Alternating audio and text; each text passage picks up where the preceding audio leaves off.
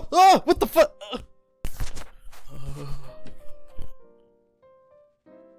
Y'all didn't see that, right? Listen, guys, that you didn't see that. I was in the I was recreating the Witcher 3 scene with the bath. Okay, we're back. We're fine. What's up, guys? Today we're gonna be talking about something that it gives me a really heavy heart, and it's honestly the saddest thing I've seen all goddamn week. And it comes on top of like crazy stories, like the FTX crypto base system like going down. Like, what the hell? This one's not as like bad as that, but this one's kind of personal to me. So I love The Witcher. The Witcher, I love the games. I haven't read the books yet, so I guess that kind of removes it for me. But although I haven't read the books quite yet, I am also a big fan of the show. The show was freaking awesome, but there have been talks about how the characters and like the story has been straying further and further away from the source material. And what had happened reportedly after that is basically Henry Cavill has decided to step down as Geralt, which is honestly the worst thing ever, because Henry Cavill is a perfect Geralt. Honestly, if you have seen The Witcher, like you would know, you would see how like he's so dedicated to the character and just his whole mannerisms. He even was friends with Doug Cockle. Doug Cockle is the voice actor for The Witcher 3 and The Witcher 2 and The Witcher 1. He's been The Witcher. He's been Geralt for whenever Witcher 1 released, whatever that date was. That was a long time ago too. That was CDPR's like magnum opus. That was their first game.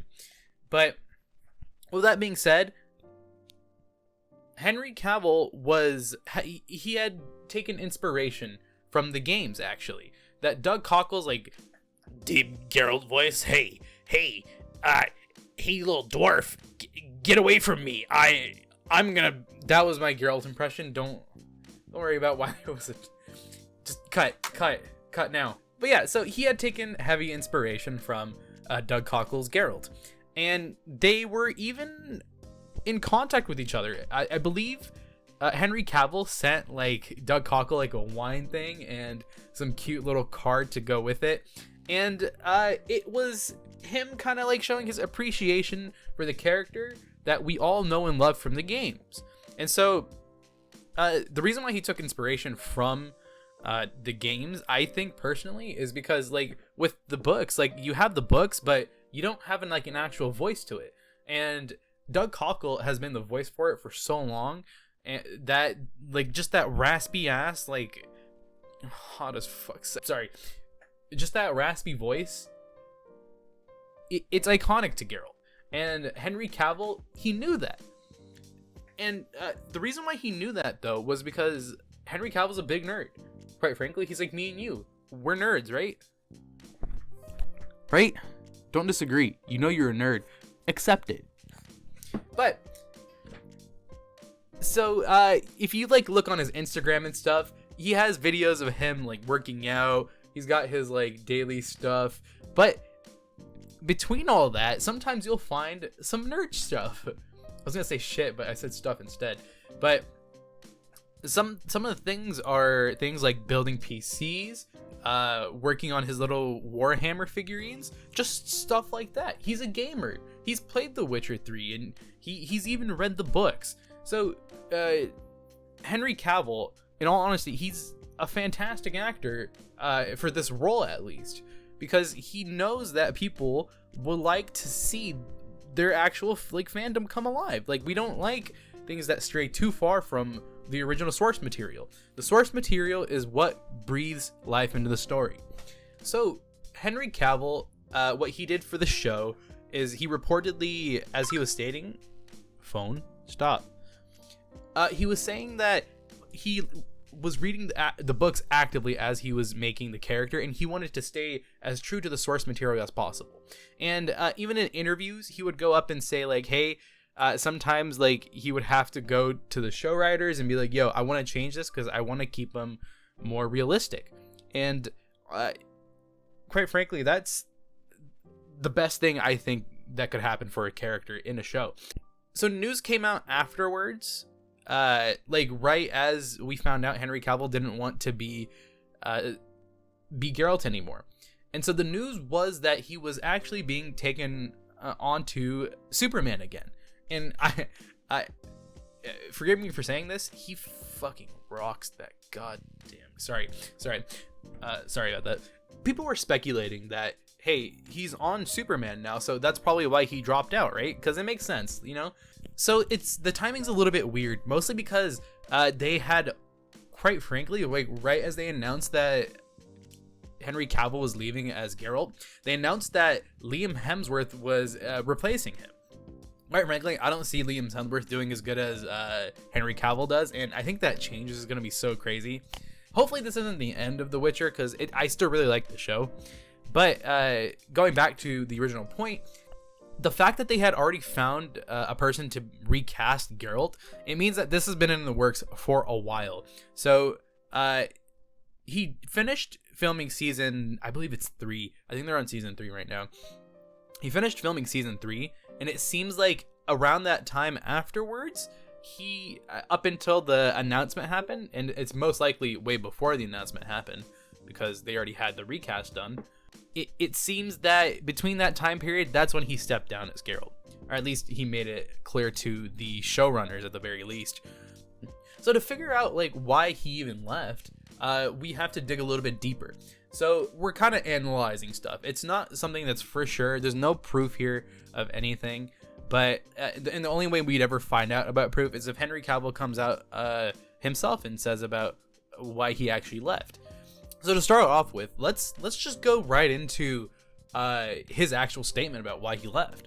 So we have here his Instagram. So this is where he, I believe this is where he first dropped the news that he was actually giving up Geralt. And so let's go ahead and read it. So he says, some news to share from the continent. My journey as Geralt of Rivia has been filled with both monsters and adventures, and alas, I will be laying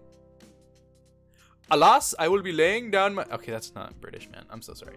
Alas, I will be laying down my medallion and my swords for season 4. In my stead, the fantastic Mr. Liam Hemsworth will be taking up the mantle as the White Wolf. As with the greatest literary characters, I pass the torch with reverence for the time spent embodying Geralt, and enthusiasm to see Liam's take on this most fascinating and nuanced of men. Liam, good sir, this character has such a wonderful depth to him. Enjoy diving in and seeing what you find. So this doesn't really give us any information about why he might have left. He's just saying, "Hey, I'm giving it up. I'm giving it up. It's just how it has to be." And it's like, come on, man. We love you, Henry. Honestly, I call him the cavalry. Bring in the cavalry, not just the cavalry, the Henry cavalry. That's a good pun. Like if you agree. But yeah, so we have here now. So we have some quotes that Forbes actually like kind of brought together, and so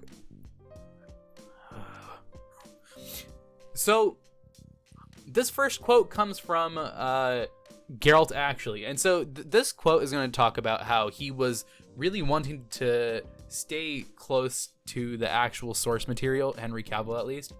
So Henry Cavill states, as far as the preparation goes, coming into this, I wanted the character to have a closer relationship to the characters in the book.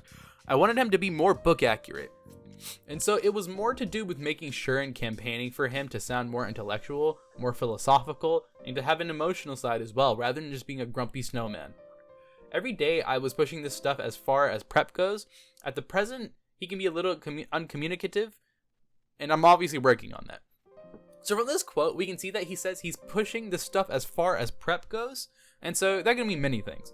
So it could just mean, hey, I've been prepping so much by just reading the book and staying close to the character. It could also mean, hey, I was pushing this to my showrunners who wrote the scripts and stuff and seeing if they would kind of allow me to do this.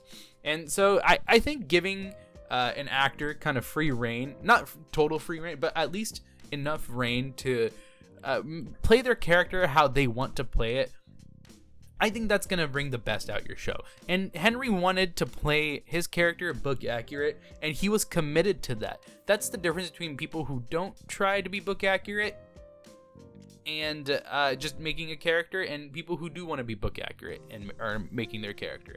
Like, they add their own touch to the character. That's what Henry Cavill did. He added his own touch, but he tried to keep it close to the book. Underneath that, Forbes actually got another quote from a former producer named I believe it's Bay DeMayo. Bayo DeMayo. Okay, so let's just go right into the quote. I've been on show, namely Witcher, where some of the writers were not or actively disliked the books and games, even actively mocking the source material. It's a recipe for disaster and bad morale. Fandom as a litmus test checks egos and makes all the long nights worth it. You have to respect the work before you're allowed to add its legacy. And so DeMayo brings up a really good point, where if you really want to add to this fandom, you have to respect it. And so it sounds like a lot of the writers, so they say some of the writers, but it sounds like it was a majority of them. I'm not gonna lie.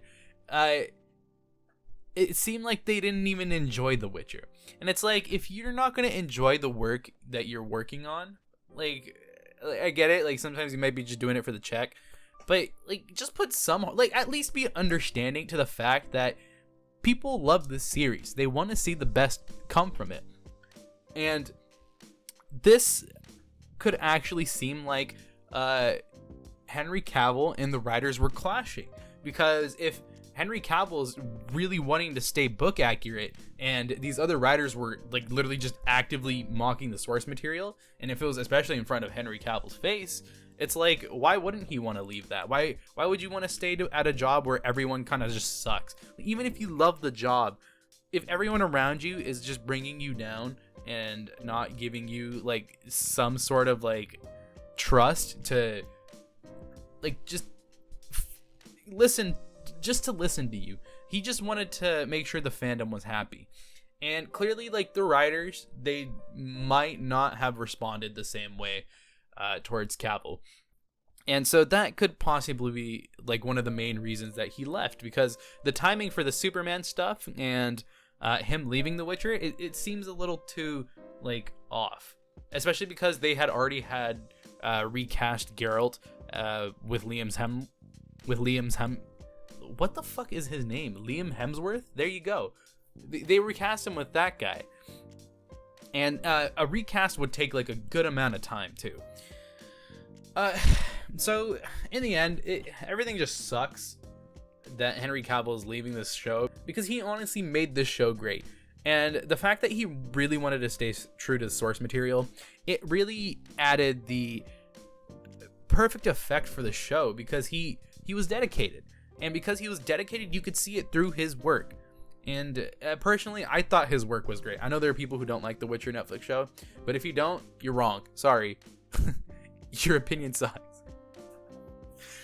Don't worry about it. But I just wanted to talk about it because I felt bad when I saw this. And quite frankly, I hope Henry Cavill is happy, because he's just a big old nerd who's just really fucking... He seems like a really fun person to be around. I've watched some interviews with him and stuff, because I just been interested. He's an interesting person. He's a big nerd, and he comes from a military family, so he clearly, respect is a really big thing for him, and it seems like just in his workplace there wasn't enough respect for him, possibly. And with that being said, it sounded like he had enough. And so now he's gonna go work on Superman, and it sounds like he's really happy about Superman too. So that's a really good thing too.